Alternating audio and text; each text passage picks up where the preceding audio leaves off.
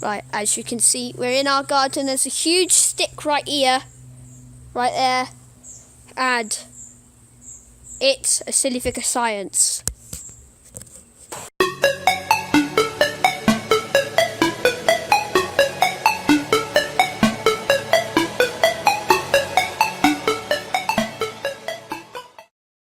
So, hello and welcome to Silly Vicar Show Science Special. Andrew, quick, get the shadow there. Get the shadow. As you can see, there's a shadow on the ground. Right. Not that exciting. Well, it is, but I'll tell you why the shadow on the ground is exciting. So up you come. Today, in our back garden, we're going to recreate one of the most famous experiments ever done by a guy called Eratosthenes. I can't pronounce his name. Wait there. Cutest fluffy cat ever. And the cutest fluffy cat ever. Now, what we're going to do this afternoon is we're going to measure the circumference of the Earth with a stick, the sun, I'm not trying to blind you. and a tape measure. So what Eusebius realised, that's his name, is that the Earth is a sphere.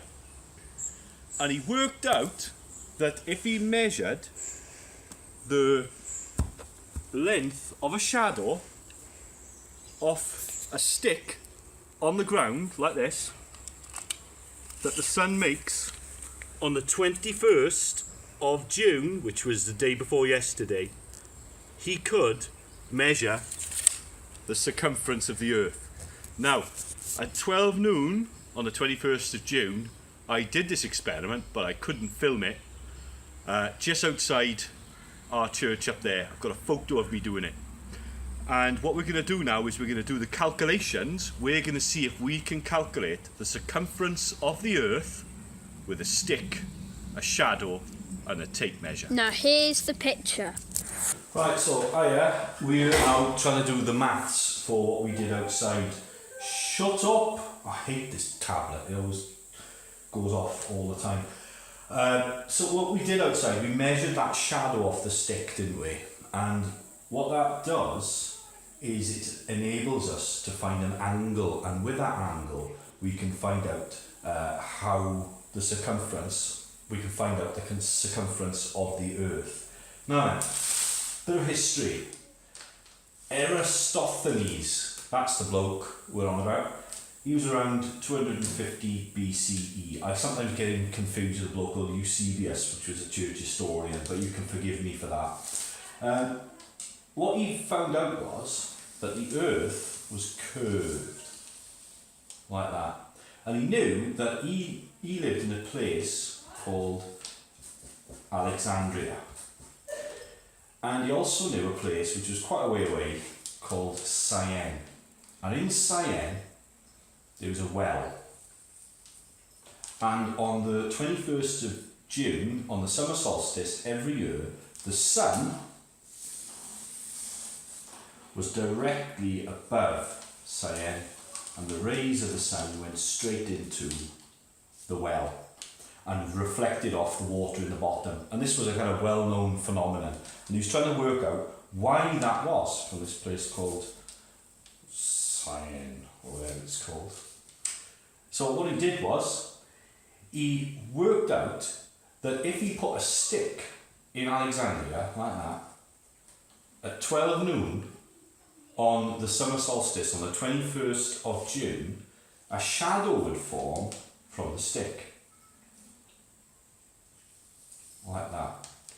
And he thought to himself, well, why is it that in Syene, right, the light comes in straight from the top, while in Alexandria, the light from the sun comes in at an angle, like that.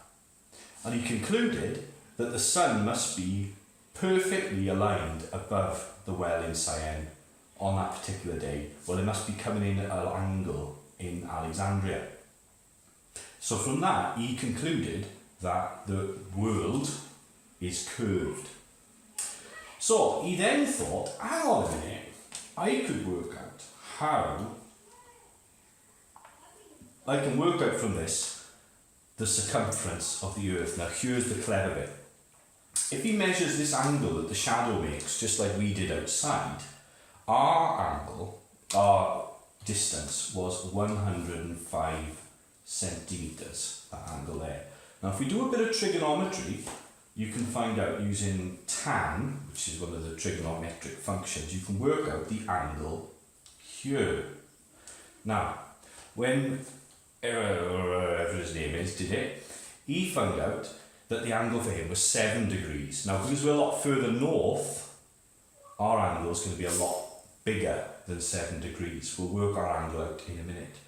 But the other thing he needed to know was the distance between Alexandria and the well in Siam. So how did he do that? Well, what he did was he paid some poor guy to measure the distance in what they've known at the time as staves, all the way from there to there, from Alexandria to Siam. So you basically walked it and found out.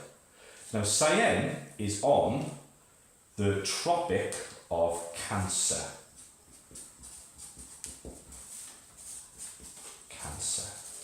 So what we need to do now is work out how far Market Drayton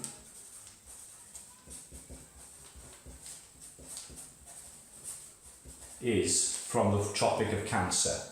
And how am I going to do that? I'm not going to pay anybody to walk all the way from Market Drayton to the Tropic of Cancer. We're going to be 21st century here, and what we're going to do is we're going to go on Google, and if you go on Google, you can find out that it is 3,280 kilometres from Market Drayton to the Tropic of Cancer. Okay, so here's our stick in Market Drayton. Here's the sun coming in at the side, and there's the shadow. And here's our angle, alpha. Now then, how does this angle help us work it out? Well, basically, if you do a bit of trigonometry, and if you're very, very bored, maybe I'll show you how it works later on. I might do a geek out special. Bit of basic trig will show you that that angle there, alpha, is actually the same as this angle here, alpha.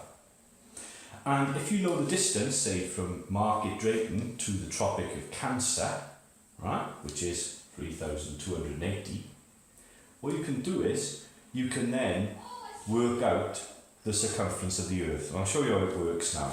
Okay, so if we said x over 360 degrees, which is all the way around the Earth, is 1 degree. So that's going to be equal to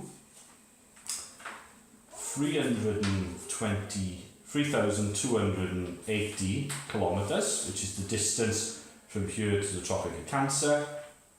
And that is, you can work that out by measuring the shadow on the ground. You measure the shadow on the ground, you know the height of the stick, so you can use the tan function to work out that alpha is 29 degrees. So when I did this experiment up in the churchyard the day before yesterday, I measured the shadow, which was 105 centimetres. The stick was 190 centimetres. 105 centimetres. So if you do a bit of trigonometry, you can find out that it's 29 degrees. So how big is the world? What is the circumference of the world? Well, basically, if you multiply 3,280 by 360 degrees, so you go that way, and if you multiply x by 29, you have 29x equals, let's get my calculator out, I can't work that out. Oh, I'm doing this. 3,280. I'm just about to do it. Sorry, I am very sorry if me saying get Shrek'd on there is interrupting. No, nobody said get wrecked. You're alright. No, I said get Shrek'd. Get Shrek, that's okay. I was on a Shrek's kill streak. Oh, alright, okay, thank you. PVC. PVC. Brilliant game. Brilliant game. Are you a part of it too? Chewy's doing it too. So, this is the critical bit, Andrew, watch. Okay. So, if you multiply 360 by 3,280, you get that number there. And then all we need to do is Oh, you x wonderful cat. equals that. I want to do it. Chewy's a great mathematician, isn't he? Divide that by 29, and then we get... Oh, he's sitting with you. He's sitting on the... Look at this. Let's have a go. Whoa, we're just about to do it. Wait, first thing is, look. Chewy's sitting with him. Isn't that sweet? There we go. And the answer is... 0. No, the answer is... It's infinity. 40,717. Now, the real circumference of the Earth, I know because I worked it out when I did Google. So our answer It's close. is that. The real answer Oh, you're so fluffy. is 40,075. Oh, that's close. So we're not far off. So the big question is, did we do any better than Eratosthenes? Probably not, but we had a go. But remember, we estimated the circumference of the Earth with a stick, with a cat, and the sun. So if you've enjoyed it, let us know. And see how you're getting on. I went in the junior school and I told them that you could do this, and none of them believed me. But hopefully now, that's proved it. So, see you next time.